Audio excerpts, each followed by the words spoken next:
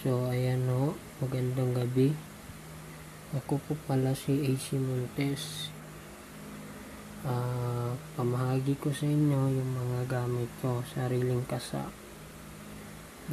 Ito pong medalyon na tinatawag na dignum, galing ito sa lolo ng ama ko. Pinasa sa kanya at hiningi ko sa kanya. Ito po, napapansin nyo, may pintik-pintik po siya. May halo po itong mga sinaunang barya. Yan. Bibihira na lang ho kayo makakita na medalyon na may pintik-pintik. Ito talaga ay mga sinaunan pa, galing sa mga ninuno. Matagal na ito. Dinadala ko lang kung saan ako magpunta. So ito ay mutya na kidlat, galing sa kasama ni Commander Leon. So ako lang mismo nagpapatunay na mutya na kidlat talaga ito. Totoo po ito. Kahit si Commander Leon marami nito.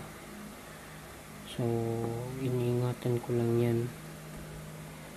Ito naman ho, yung tawag namin sa amin dito, yung mutya ng bagongon. Ewan ko lang sa iba kung anong tawag nito.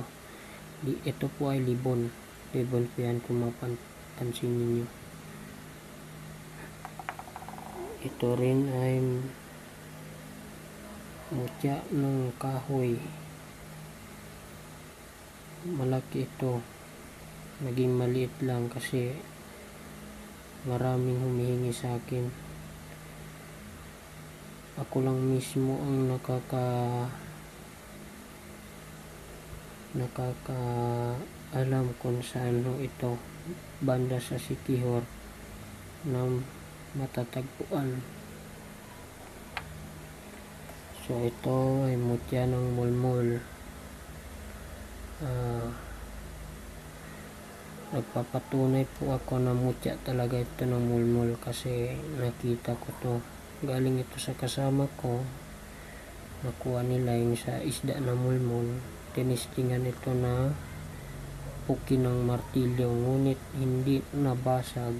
Ayan o, kung napapansin nyo, ang tama ng martilyo. Tama po yan ng martilyo. Ito po. Hindi o yan nabasag.